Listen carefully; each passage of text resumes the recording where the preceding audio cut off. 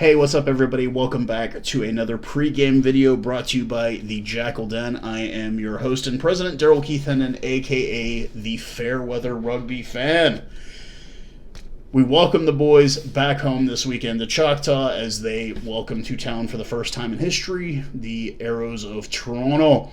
But before we get to that, obviously some news in the bits, if any of you have been following along on social media, regarding the parking situation as of tomorrow.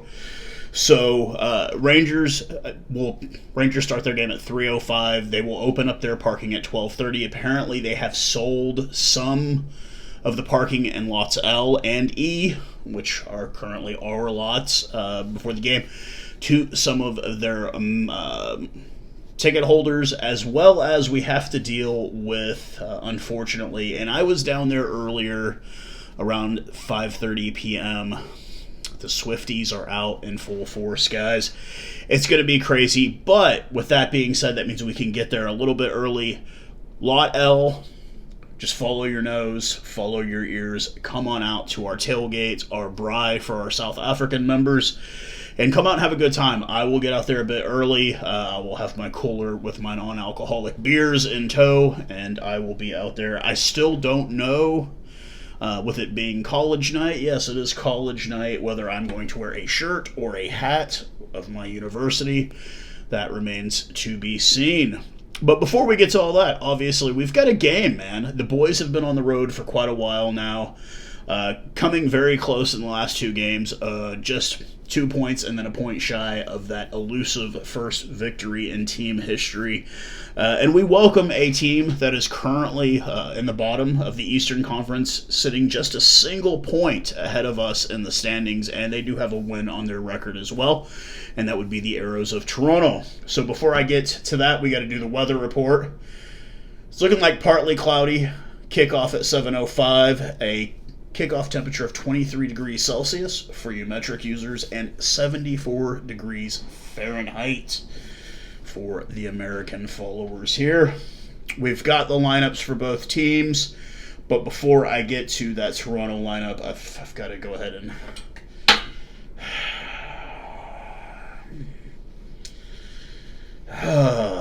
yeah, I won't wear this to the game, guys, I promise. But with it being a team from Toronto, I felt like putting on my toque. This is not a beanie. This is not a toboggan. This is a toque. And reading out the 23-man squad that Peter Smith, the Australian, has put together. Like I said, the Arrows with a record of 1-4, having lost to ATL in the first week, 17-10. Getting blown out of the water by Rugby New York, 39-3. The only win coming against the expansion Chicago Hounds, 27-26. Another loss, 29-3. And then another big one, 47-19 to Utah. So let's go ahead and go through this starting lineup and the reserve players for Peter Smith. Front row will be an all-international affair. We have Hawke's Bay Magpie Lolani Faileba. We have Chilean and teammate of former Jackal Augusto Bohm at hooker Ramon Ayorza. And then we have Canadian international Tyler Rowland making up the front row. We got Hank Stevenson and Canadian vet of 8 caps, Mike Shepard, will be the locks. Captaining those Arrows is Lucas Rumble, a 35 cap veteran for Canada. James O'Neill will be the other flanker, and Mitch 80, the former Northampton Saint, will be at number 8. Former SSA-born, former Blue Bull, and now Canadian international Ross Birdie will be at fly half, with former Manawatu Turbo Sam Malcolm, the New Zealand-born fly half. Avery Oideman and Kobe Faust will be the wings, with Noel Reid, the Irish international, with 1 cap for Ireland, and Fabian Goodall, the NRL veteran, rugby league veteran from Australia, there at center. And anchoring it all up will be Brendan Black, will be the number 15 fullback position. A 5-3 split coming off of the bench for Peter Smith.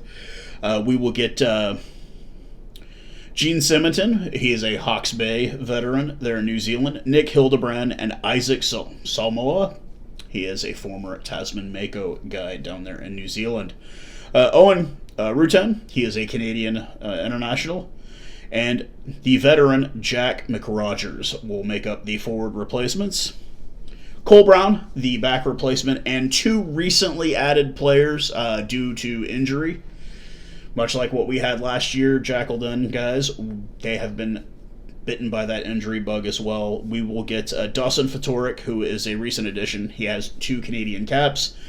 And Canadian Sevens vet Deshaun Bowen will be the other forward replacement. So now I can take off this hat.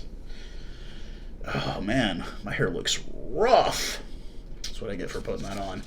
And we can go to the Dallas Jackals starting lineup and reserve players. Front row, we've got Canadian Liam Murray and Juan Pablo Zeiss, the props, with injured in his first game here, took the week off, Thomas Baravale with the starting hooker position.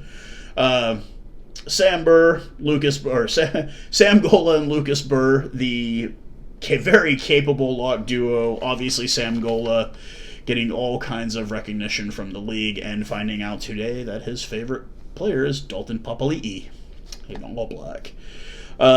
Captaining the side, Geronimo Gomez-Vara, he will be opposite El Bigote himself, Conrad Aurora, the very capable flanker duo of those two guys, and anchored by Major League Rugby's leading tackler in the league, Namibian international Adrian Boyson, who is having a hell of a season this year.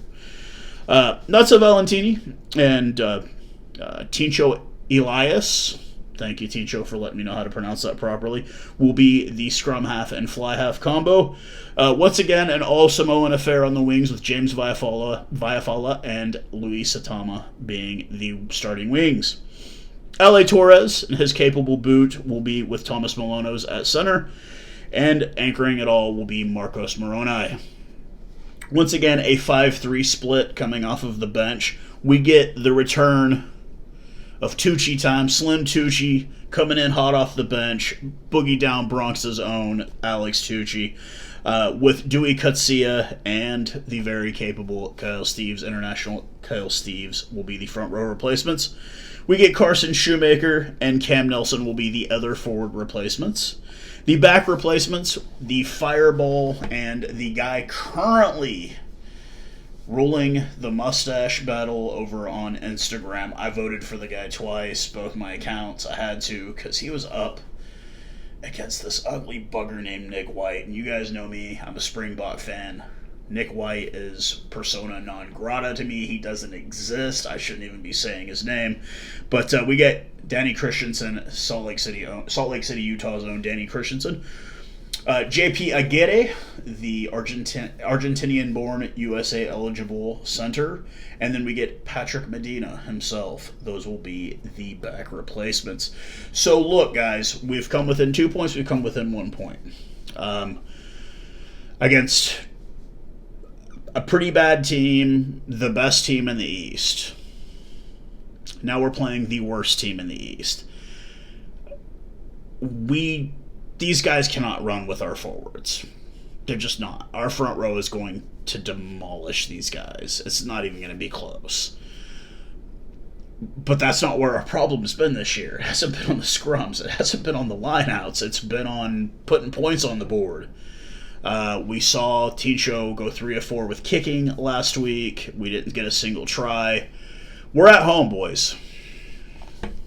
We need to score multiple tries here. We need to not only win, but win and get a bonus point. We are better than these guys. There's no question. On paper, we are way better than these guys, and we should beat them, and beat them with relative ease. I'm really, really excited with some of these guys that are going to get some playing time. Obviously, I brought up Alex Tucci. My first interview I ever did with a Jackal. I still remember it. Dude was still cool. He's about as New York as you can be, but he's one of the nicest guys ever. And, I mean, with what you're seeing here on a regular basis, I mean, we have 3 guys in the top 10 in tackles. We've got, Boyson, Gola, and Conrad Aurora. Now, it's because we play a lot of defense. Well, these guys don't really have much offense either. Putting up a solitary 3 points, it means you've got some offensive problems. And our defense is just too damn good. We should not be giving up much to these guys. This should be a very one-sided victory in front of the home audience. Obviously, it happens. We're going to lose it. I'm going to lose it. I mean, I've been with these guys since the beginning last year, and it's going to probably be like winning the MLR Shield when we get that first dub, and this is a perfect opportunity. We are at home for a week. We have a bye week.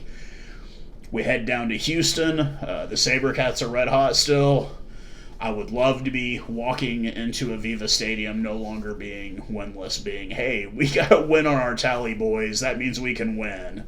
And once we shake that off of us, it's going to be smooth sailing going forward. A lot of people have reached out to me and asked, hey, obviously the record is the same as it was last year. How much better is this team? This team is exponentially better. We were really only close in 2 games last year. We've been close in multiple games this year. I mean, really, really close. 2 points, 1 point, And we should be winning. We're not. Our record is not reflective of how good this team is. We have a very solid front row. We have arguably the best locking duo in the entire league. Sam Gola needs to be, if he's not already in the argument for it, Rookie of the Year. No question. The kid, we didn't expect him. We thought he was going to be a flanker. He has been a absolutely solid lock for us the whole season. And the combination of him and Burr is just, I don't know if it's maybe just they just click really well, but they play really well together. And it's, like I said, it hasn't been a forward issue this year, which is what it was last year. This year, it's kind of been like we just don't really have an identity after the forwards. Our backs we don't have, that explosiveness. And I mean, we've had signs of it, but obviously, we need to put together a complete 80 minutes. And this is the perfect opportunity to do it at home. Perfect weather. It's not going to be cold. It's not going to be hot. Absolutely perfect weather there at Choctaw. So I hope to see everyone out. Like I said, I will be there early for the tailgate, aka Bry. And hopefully we'll be doing a post-game victory video this week. But until then, once again, this is the Jackal Den YouTube made by the fans for the fans. Hope to see you guys soon. Cheers.